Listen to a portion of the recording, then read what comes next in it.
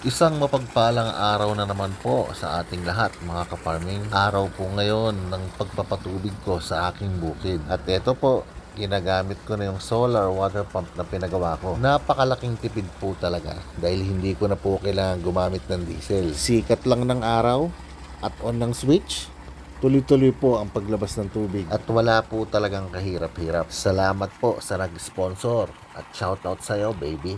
Naks naman. Wow! Yan, 3 hectares. Ayan.